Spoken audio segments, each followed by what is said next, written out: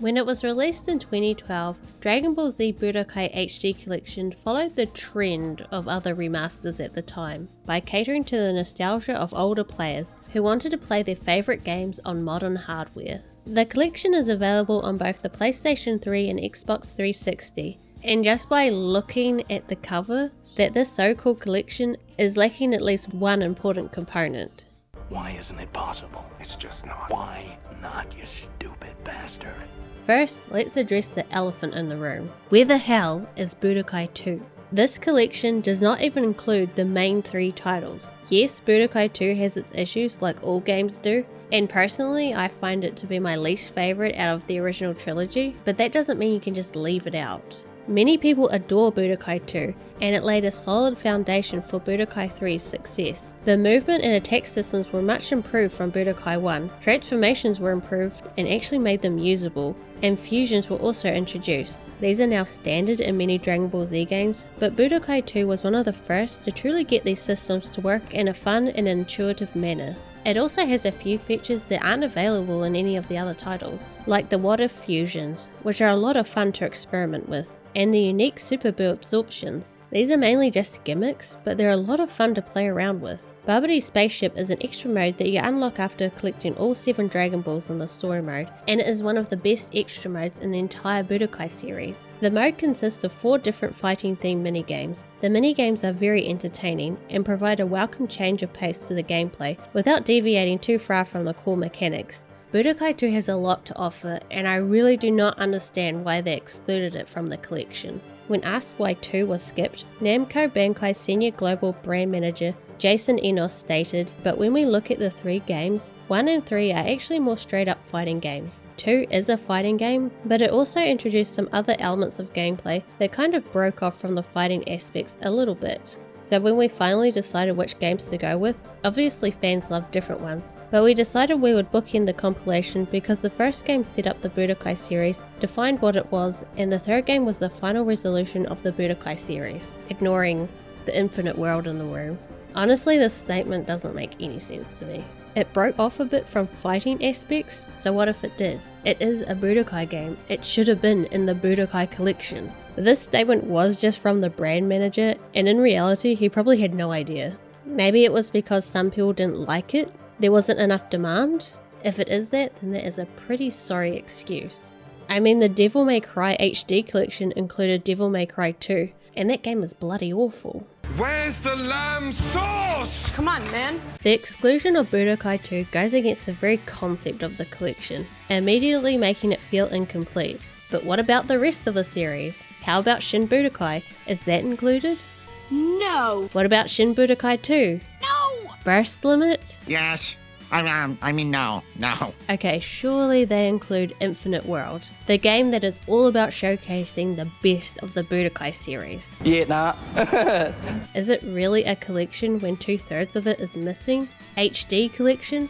More like Ripoff collection. Oh, okay, that's funny. So we laugh. I was like, mind your own business. Thanks to the power of the 7th generation, Budokai 1 and 3 look much sharper and more vibrant. However, because of the art style of Budokai 1, it doesn't benefit as much. The GameCube version, which has more cel-shaded character designs, is not used in the HD collection. This could have been due to the fact that they did not have the source code for the GameCube version, as Pyramid was the developer for that version. But this is a speculation on my part. I don't actually know. Maybe they just didn't like it. Budokai 1 looks mostly the same, but wider. It does look kind of weird having the capsules where they are. I feel like they should have moved them more to the side. I don't know. It just looks weird. While the gameplay is in 16:9, the menus remain in 4:3, which is a good thing, because these menus are still lovely, and it would have been a shame if they had been stretched. The same is true for Budokai 3. The characters now have a specular effect that makes them stand out from the backgrounds. It's quite a striking effect that I really like. Unfortunately, some of the textures are a bit low res and blurry, especially those seen in the backgrounds. But you don't really notice it that much when you're actually playing, because their movement's so fast. There were a few other changes in addition to the graphical upgrade. The censorship for the PAL version is retained in Budokai 1, because violence is bad, says the fighting game. When you enter Versus mode, the second player character can now be switched to the custom setting, which was not available in the original release, which I didn't even notice, but yeah, that's a thing.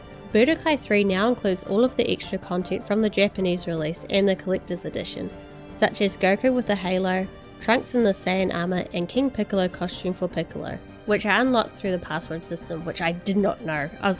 I went through the game so many times, I'm like, where are the costumes? But it's password. Would have been nice to have known that. There are also some new portraits in the story mode with more voice dialogue. Broly's ultimate attack has also been altered to be less brutal. There are no online features added, aside from some useless rankings. Honestly, I don't really care about this, but it probably should have been added. This is why we can't have nice things, Barry! Due to allegations of plagiarism against Kenji Yamamoto, the HD collection features a different soundtrack from that found in the original releases of the games. Let's check out some of these allegedly plagiarized tracks and take a listen. First up is one of my absolute favourite tracks from the series, Warrior from an Unknown Land.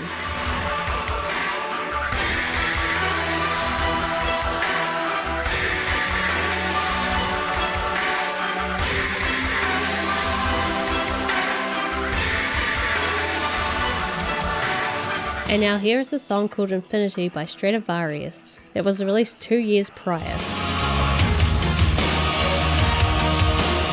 Another one of my favourites is the level up theme from Budokai 3.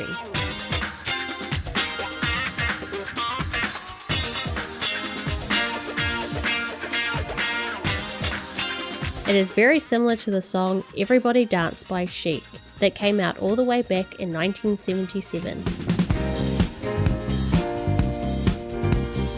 Then there is Thrilling Time that will perk up the ears of any Black Sabbath fans.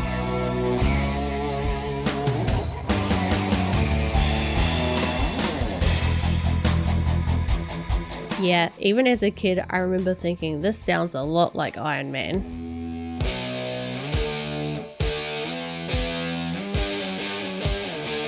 This is just a taste of the music featured in the game, and there are many more tracks that were inspired by other songs. Whether you agree or not that these are plagiarized doesn't matter, as Kenji's boss had decided there was enough evidence to fire him. Due to these copyright issues, the new soundtracks from Dragon Ball Z Budokai 1 and 3 combined music from Dragon Ball Z Budokai Tenkaichi 2, 3, Raging Blast, Tenkaichi Tag Team, Ultimate Tenkaichi, plus entirely new music and the American Dragon Ball Z theme song from the original game and show.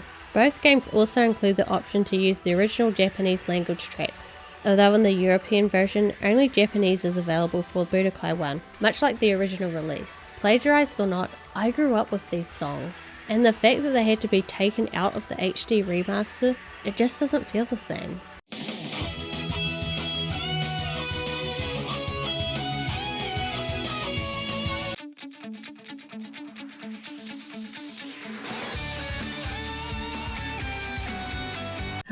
It's not as good.